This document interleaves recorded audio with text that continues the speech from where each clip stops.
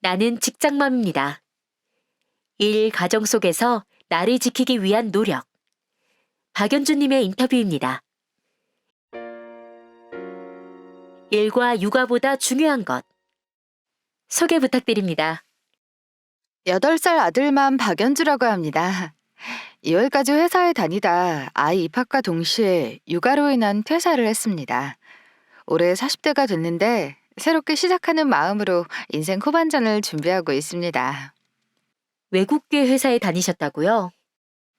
네, 제가 다니던 회사는 대만 대외무역발전협회의 한국 지사였어요. 대만은 우리나라 코트라처럼 타이트라라고 불러요. 전 실무총괄자였고 통번역 일을 했어요. 관리자는 대만 사람이었고 실무진은 4명이라 법적으론 5인 미만 회사예요. 5인 미만이면 모성보호제도 쓰기 불리하지 않나요? 그건 기업 문화에 따라 다른 것 같아요. 다행히 제가 다닌 회사는 노동자 편에서 이야기를 들어주고 최대한 맞춰주려고 했어요.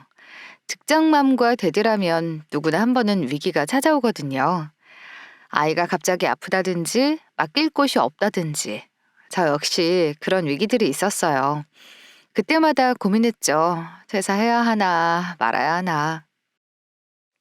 언제 가장 위기감을 느끼셨어요?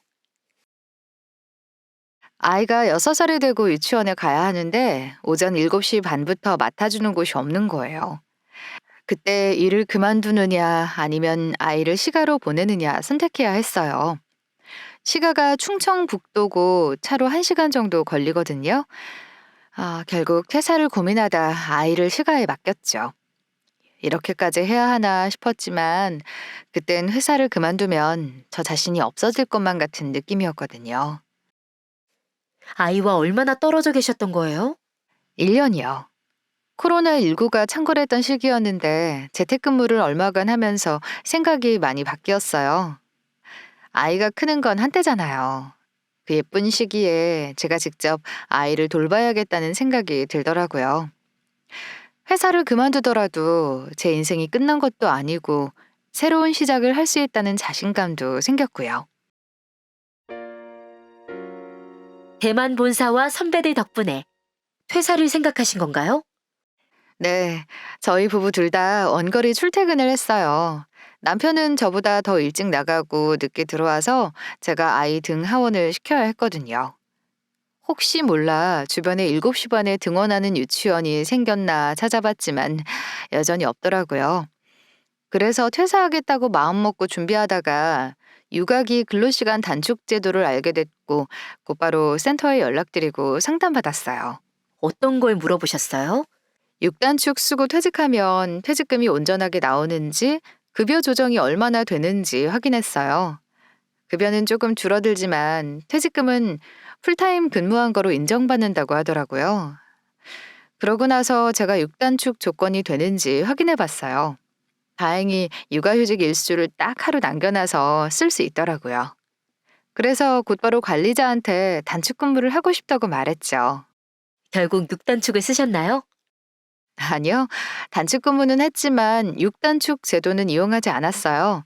외국인 관리자가 편의를 봐줬거든요.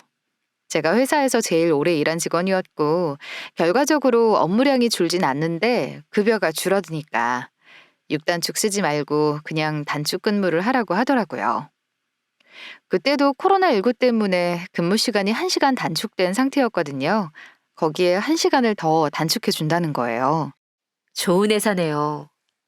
복지나 이런 게 대기업이랑 비교할 순 없지만 작은 조직이라 관리자에 따라서 그런 혜택도 받을 수 있는 것 같아요. 그분 입장에서도 실무 책임자가 바뀌는 것보다는 업무량 조절 없이 조금 일찍 퇴근하는 게 좋다고 판단하셨을 거예요. 그렇게 1년을 6단축 없이 단축 근무를 하게 됐죠. 다른 모성보호 제도는 좀 이용하셨어요? 출산휴가, 육아휴직을 썼고 제가 중간에 유산이랑 조산을 했거든요. 그런 휴가들도 법에 보장된 것들은 다 이용했어요. 5인 미만 회사라도 한국 노동법에 있는 권리보장 제도는 다 챙겨주는 기관이라서 가능했죠. 그럴 수 있었던 건 선례를 만든 선배들이 있어서 저도 수월하게 사용할 수 있었던 것 같아요. 전에도 쓰신 분들이 많았나요? 자세한 수치는 모르는데 제가 아는 여자 선배들은 다 썼어요. 그분들이 털을 잘 닦아주신 덕분에 대만 본사에서도 모성보호제도 관련 휴가 결제가 올라가면 거의 승인을 해줬어요. 본사도 여성 직원이 많고 기관장도 여성분이거든요. 그런 기업 문화 덕분에 한국 지사에서도 마음 놓고 제도를 이용할 수 있었다고 생각해요. 한국지사 결정만으로는 안 되는 거군요. 네, 다른 외국계 회사가 그런지는 모르겠지만 저희는 무조건 본사까지 결제가 올라가요. 해외에 본사를 둔 소규모 지사는 대부분 현지 직원의 대우가 그렇게 좋지 않거든요. 근데 여긴 파견국 노동법을 철저하게 지켜주는 곳이어서 좋았어요. 직장맘의 자기주도적 학습. 평소에 노동법 공부를 열심히 하신다고 들었어요. 네, 회사에 인사팀이 없으니까 스스로 공부하는 수밖에 없더라고요. 센터에서 해주는 노동법 교육도 그래서 들었어요. 사실 저희 회사는 대형 법률사무소에서 인사관리를 대신해 주거든요. 근데 거기는 제가 뭘 물어보면 답변을 해주는 거지 먼저 알려주진 않잖아요. 그래서 저라도 공부해야겠다 싶어서 수업을 들은 거예요. 어떠셨어요? 유익했어요. 대부분 사람들은 관련 법이 있다는 것만 알지 내용은 정확히 모르는 게 많잖아요. 그걸 자기가 쓸 수 있는 대상자인지도 모르고요. 근데 센터 수업은 궁금한 게 생기면 모바일 메신저로도 질문할 수 있어서 좋더라고요. 저는 회사에서 혼자 육아, 모성보호제도 사용을 고민하고 있었거든요. 그래서 법 관련 자료 일일이 찾아서 상부에 보고하고 임원들 설득하는 게 꽤 힘들었는데 센터 도움으로 수월하게 해냈어요. 블로그 기자단 활동도 하셨다고 들었어요. 네, 제가 블로그를 운영하고 있어요. 제 일상이나 생각을 정리하는 온라인 공간인데 거기에 직장맘 이슈를 소개하고 싶어서 센터 블로그 기자단으로 활동했어요. 노동법 수업 들은 소감, 직장맘과 데디에게 유용한 법 포스팅을 주로 했죠. 직장맘이라 시간 내는 게 힘들긴 했지만 그래도 출퇴근 시간이나 주말을 활용해서 꾸준히 포스팅했어요. 점심이 있는 삶과 온라인 커뮤니티. 시간 관리를 정말 잘하시네요. 출퇴근 시간만 왕복으로 3시간이라서 주로 버스 안에서 글도 쓰고 세상 돌아가는 이슈들도 파악해요. 나머지 시간은 거의 해야 할 일이 정해져 있으니까요. 유일하게 제가 쉬는 시간은 점심시간이에요. 그때 요가하고 헬스를 다녔는데 정말 좋았어요. 점심은 안 드시고요? 운동 끝나면 김밥 한 줄 정도 먹어요. 배는 빨리 꺼져도 운동하는 시간이 저한테 되게 소중하더라고요. 몸을 움직이면 그동안 쌓였던 스트레스가 풀리고 일 효율이 확실히 높아져요. 온라인 커뮤니티 활동도 하신다고요. 코로나19 이후에 대면 만남이 어려워졌잖아요. 그때 서로의 활동을 응원하고 연대하는 여성 커뮤니티에 가입했는데 제 관심사가 글쓰기라 커뮤니티에 꾸준히 글을 쓰기 시작했어요. 각자 다른 분야의 자기 개발을 실천하고 그걸 응원해주는 커뮤니티라 꽤 애정을 가지고 활동하고 있어요.